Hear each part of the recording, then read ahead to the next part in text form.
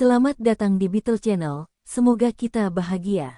Jangan lupa subscribe, like, komen dan share agar channel ini semakin berkembang. Terima kasih. Novel Kekuasaan dan Kekayaan, Bab 363. Ada yang sangat menggemaskan. Bolehkah saya berfoto bersama mereka? Saya juga ingin memelihara mereka. Tentu saja. Dong Suebing mengeluarkan iPhone 4 miliknya. Saya akan mengambil fotonya untuk Anda. Pergi dan bangunlah. Ya, Yu Qianqian berlari dengan penuh semangat. Setelah mengambil beberapa foto untuk Yu Qianqian, Dong Suebing membelikan beberapa buah untuk dia berikan kepada rusa. Meskipun rusa dapat memakan makanan yang mereka bawa, namun petugas di kebun binatang tidak mengizinkan wisatawan untuk memberi makan hewan tersebut dengan makanan yang mereka bawa. Hal ini untuk menjamin keselamatan hewan mereka dan juga untuk menghasilkan uang bagi kebun binatang. Yu Qianqian sangat bersemangat dan gelisah saat dia memberi makan rusa itu. Dia juga mengambil kesempatan untuk mengelusnya. Kakak Yu, izinkan aku mengambil fotomu. Dong Suebing mengangkat teleponnya. Yu Meixia dengan cepat menutupi kamera ponsel dengan tangannya. Tidak, saya tidak ingin mengambil gambar apapun. Kenapa kamu malu sangat? Ayo cepat, kami keluar untuk bersenang-senang, dan bagaimana mungkin kami tidak mengambil foto, kata Dong Suebing. Yu Meixia tidak bisa menolak Dong Suebing dan berdiri di sana dengan ekspresi canggung. Dong Suebing meminta untuk tersenyum, dan dia menunjukkan senyuman yang dipaksakan. Yu Qianqian berlari mendekat dan memeluk lengan ibunya di depan kamera. Yu Meixia sedikit santai saat putrinya berada di dekatnya, namun dia masih malu-malu di depan kamera. Klik, Dong Suebing tertawa saat melihat senyuman tidak nyaman Sister Yu di foto. Mereka berdiskusi melanjutkan perjalanan ke kandang lainnya. Yu Qianqian lelah karena berjalan-jalan, dan Dong Suebing membawa mereka ke paviliun dengan bangku batu untuk beristirahat. Oh, kita masih belum berfoto bersama, kata Dong Suebing. Yu Meixia tidak suka difoto, bagaimana kita akan berfoto bersama? Tunggu sebentar, saya akan meminta seseorang untuk mengambil foto kita. Dong Suebing bangkit dan menghentikan pasangan muda yang lewat. Izin, bisakah Anda membantu kami mengambil foto? Pemuda itu tersenyum. Tentu saja. Terima kasih banyak. Tidak masalah. Pemuda itu mengambil iPhone 4 dari Dong Suebing. Dong Suebing kembali ke paviliun dan duduk di samping Yu Qianqian. Yu Meixia, yang duduk di sisi lain Yu Qianqian, mendekat. Pemuda itu menghitung. 3, 2, 1. Klik. Dong Suebing berjalan mendekat dan berterima kasih kepada pasangan muda itu, sebelum berjalan kembali untuk menunjukkan fotonya kepada Yu Meixia dan Yu Qianqian. Tiba-tiba, seseorang memanggil Dong Suebing. Ketua Dong, sepertinya suasana hatimu sedang bagus. Dong Suebing terkejut dan terkejut. Oh, Sekretaris Duan, benar-benar mengejutkan. Orang yang memanggil Dong Suebing adalah Duan Zhengan, Sekretaris Partai untuk Komisi Inspeksi Disiplin Kabupaten Yantai. Seorang wanita berusia 40-an, dan seorang anak laki-laki berusia sekitar 9 hingga 10 tahun, berada di dekatnya. Anak laki-laki itu memandang Dong Suebing dengan rasa ingin tahu, dan Duan Zhengan menjawab dengan sopan. Ini istri saya, dan kami tidak bekerja hari ini. Jadi, kami membawa anak kami untuk melihat binatang-binatang itu. Dong Suebing tersenyum. Oh, kakak ipar senang bertemu denganmu. Cheng Tingting merasa tidak nyaman mendengar Dong Suebing memanggil kakak iparnya. Dong Suebing seharusnya menemukan bibi berdasarkan perbedaan usia mereka. Meski begitu, pangkat Dong Suebing hampir sama dengan Duan Zhengan, dan tidak ada salahnya dia menemukannya sebagai kakak ipar. Senang bertemu dengan kamu juga. Aku telah mendengar banyak hal baik tentangmu. Cheng Tingting membalas salamnya. Dong Suebing tersenyum. Haha, kamu membuatku tersanjung. Anda pasti sudah mendengar segala macam hal buruk tentang saya. Cheng Tingting mengerutkan kening di dalam hatinya tetapi tidak menunjukkan ketidaksenangan di wajahnya. Pertemuan ini menjadi tegang setelah beberapa kali pertukaran. Alasannya sederhana. Dong Suebing dibawa kembali ke Komisi Inspeksi Disiplin untuk kulkas beberapa hari lalu oleh Duan Zhengan. Meskipun tidak ada bukti yang memberatkan Dong Suebing, reputasinya sedikit mempengaruhi.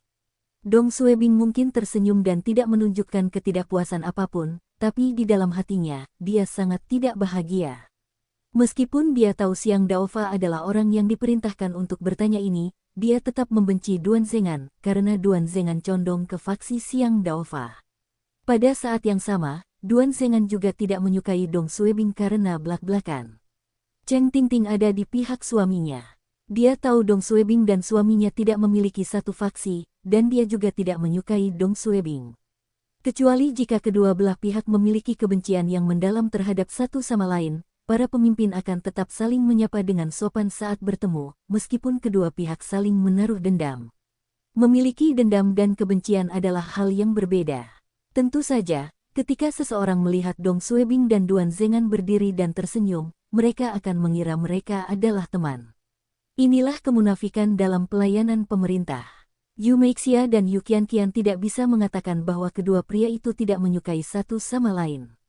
Saat para pria sedang mengobrol, putra Duan Zhengan, Liang Liang, berjalan ke arah Yu Qianqian dan melihat makanan ringan yang dipegangnya. "Apa yang kamu makan?" Yu Qianqian tersenyum manis. "Saya sedang makan keripik kentang." Liang Liang melihat bungkusan keripik itu dengan rakus. "Saya juga ingin makan." Dong Suebing terkejut. "Mengapa kamu mengubah gaya rambutmu? Kamu bilang aku terlihat lebih baik dengan rambutku diikat di pantat." Wajah dan leher Yu Meixia memerah. Dong Suebing tersentuh dan mengulurkan tangan untuk memegang tangan Yu Meixia. Dia hendak mengatakan sesuatu ketika pintu kamar tiba-tiba terbuka. Dong Suebing dengan cepat menarik tangannya, dan Yu Meixia dengan cepat menegakkan dirinya. "Bu, kakak, aku sudah menyelesaikan pekerjaan rumahku." Yu Qianqian masuk ke ruang tamu. "Bolehkah aku menonton TV sebentar?" Dong Suebing tertawa dan melambai pada Yu Qianqian. "Datang dan duduk di sini." "Oke." Yu Qianqian duduk dan memeluk lengan ibunya. Yu Meixia berhenti tersipu dan membelai rambut putrinya dengan penuh kasih. TV tersebut menayangkan kebun binatang safari satwa liar yang baru dibangun di saluran TV kota Fenzhou. Kebun binatang ini berada di pedesaan kota Fenzhou dan tidak jauh dari Kabupaten Yantai. Kebun binatang ini diklaim sebagai yang terbesar di Provinsi Hebei. Tentu saja yang dimaksud adalah luas daratan dan bukan jumlah hewan. Di sini, wisatawan bisa melihat beberapa harimau dan monyet berkeliaran bebas dari bus wisata. Yu Qianqian berteriak dengan penuh semangat. "Itu harimau! Itu harimau besar! Kamu belum pernah melihat harimau." Dong Suebing menatapnya. "Kami tidak punya harimau di pegunungan sekitar desa kami dan hanya bisa melihatnya di TV." Yu Meixia membelai rambut putrinya. "Pegunungan di sekitar desa kami kecil dan tidak ada harimau. Anda hanya dapat menemukan harimau di kebun binatang." Dong Suebing tidak bisa berkata-kata. "Jika ada harimau di pegunungan di samping desa Anda, penduduk desa akan menjadi makan malam untuk mereka." Duan Zhengan selalu memasang wajah datar saat bekerja dan sepulang kerja. Dia memperhatikan Yu Qianqian memberi Liang Liang keripik kentang ketika dia sedang berbicara dengan Dong Suebing dan tidak senang karenanya. Dia takut tangan gadis kecil itu kotor, tapi dia tidak mengatakan apa-apa. Semua orang merasa tidak nyaman dan canggung. Dering, dering, dering telepon Duan Zhengan berdering, memecah keheningan yang canggung. Jawab Duan Zhengan. "Halo. Ya oke, jam berapa? Di mana dia sekarang?" "Oke." Setelah berbicara di telepon sebentar, dia mengerutkan kening. "Oke, aku tahu." Dia menoleh ke istri dan anak laki-lakinya. "Aku ada pekerjaan yang harus diselesaikan sekarang. Kalian berdua bisa melanjutkan ke sini." Sebagai sekretaris Partai Komisi Inspeksi Disiplin Kabupaten dan anggota Komite Partai Kabupaten, Duan Zhengan lebih sibuk daripada Dong Suebing. Cheng Tingting sudah terbiasa, dan dia menjawab, "Teruskan. Ingatlah untuk mengemudi perlahan." Liang Liang tidak ingin ayahnya pergi dan menolak melepaskan tangan ayahnya. Dong Suebing memberitahu mereka bahwa dia akan pergi dan pergi bersama Yu Qianqian dan Yu Meixia. "Qianqian, abaikan saja. Orang-orang ini tidak sopan," kata Dong Suebing. Meski mereka telah meninggalkan paviliun, Yu Qianqian masih kesal atas kejadian tersebut. "Oke." Yu Meixia melihat ke arah Dong Suebing. "Apakah pria itu pemimpinmu?" "Pemimpin apa? Dialah yang memerintahkan Komisi Inspeksi Disiplin untuk menyelidiki saya dan ingin menuduh saya melakukan korupsi dan menerima suap," jawab Dong Suebing. "Dia telah merusak reputasiku." Siang, salju berhenti turun, dan salju di tanah mulai mencair. Dong Suebing, Yu Meixia, dan Yu Qianqian sedang makan di sebuah restoran kecil di kebun binatang. Kakak, di mana harimau dan singanya? Kami masih belum melihatnya. Mereka tidak berada di jalur pejalan kaki dan harus disimpan di safari satwa liar di depan. Aku ingin melihat mereka. Kakak, bisakah kamu membawaku ke sana? Hahaha, jangan terlalu cemas. Baiklah, kami akan naik bus wisata setelah selesai makan siang. Saya tidak tahu apakah ada singa di sini, tapi saya yakin akan ada harimau Siberia. Setelah makan siang, mereka bertiga berjalan ke ujung jalan setapak. Area di depan diperuntukkan bagi satwa liar, dan wisatawan dapat melihat burung-burung berputar-putar di pepohonan. Ada lebih banyak turis di bagian kebun binatang ini, dan staf mengendalikan kerumunan orang. Wisatawan mengantri untuk menaiki 3 bus wisata besar dan 1 bus kecil. Ketika bus sudah penuh, staf akan melambaikan tangan kepada pengemudi untuk memasuki area safari dan mempersilakan wisatawan lain naik bus berikutnya. Yu Qianqian sangat bersemangat dan menarik Yu Meixia dan Dong Suebing menuju antrian. Dong Suebing tertawa dan berjalan untuk mendaftar tur, sebelum bergabung dengan pasangan ibu dan anak tersebut dalam antrian.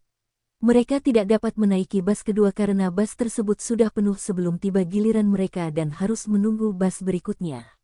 Sekitar 6 hingga 7 menit kemudian, sebuah bus berhenti di depan antrian. Qianqian, ayo naik bus. Hore! Kita akan melihat harimau. Hahaha, pelan-pelan dan perhatikan langkahmu. Untuk mendapatkan pemandangan yang lebih baik, Yu Meixia dan Yu Qianqian duduk di baris pertama, dan Dong Suebing duduk di kursi dekat jendela di belakang mereka. Turis lainnya menaiki bus dengan perlahan. Tak lama kemudian, semua turis yang mengantri masuk ke dalam bus, dan bus tersebut belum penuh. Sopir tidak langsung pergi, karena ia harus mengisi bus dengan lebih banyak turis. Qianqian terus bertanya mengapa busnya tidak berangkat. Dong Suebing dan Yu Meixia tersenyum karena mereka jarang melihat Yu Qianqian begitu bersemangat. Sekitar 10 menit kemudian, bus hampir penuh.